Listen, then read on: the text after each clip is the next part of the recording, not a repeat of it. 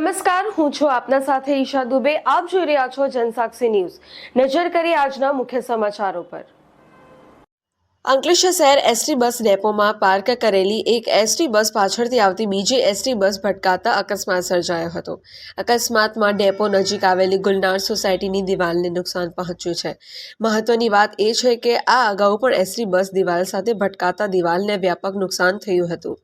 છતાં પણ એસટી તંત્ર દ્વારા કોઈ અસરકારક પગલાં લેવામાં આવ્યા ન હોવાનું સ્થાનિકોનું કહેવું છે.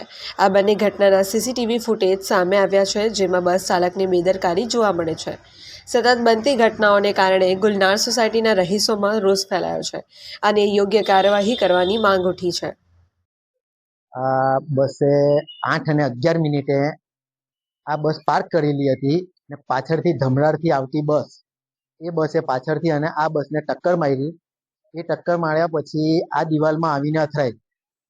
જે વિડીયોમાં હું બધું વિડીયો આપીશ આપને. વિડીયોમાં તમે જોઈ શકશો. આ વારંવાર આ વસ્તુ થઈ રહેલી છે. આનાથી પહેલા પણ થઈ હતી સાહેબ, કે રાત્રે માંડવીની બસ આવી ને આ જ પ્રમાણે ઠોકેલી ને એનાથી પહેલા 1 વર્ષ પહેલા આખી મારી દિવાલ પાડી દીધેલી. ડ્રાઈવર નંબર 279 રાજેન્દ્રસિંહ, એણે મારી આખી દિવાલ પાડી રાખેલી. એની ઉપર કેસ કરેલ છે, જે કોર્ટમાં હમણાં ચાલે છે. તો ફરીથી આ વારંવાર થયા જ કરે છે. આ વસ્તુ વારંવાર થયા કરે છે. હું વારંવાર રજૂઆત કરું છું. મેનેજર બી કંઈ સાંભળતા નથી, કોઈ કંઈ સાંભળવા રાજી નથી.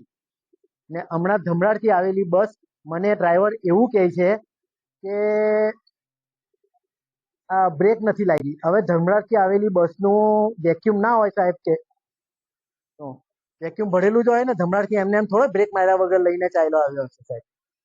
તો ધમરાડથી આવેલી બસ એને આ બસને ઠોકી દીધી. દિવાલમાં આવીને આખી અથડાયેલી છે દિવાલ.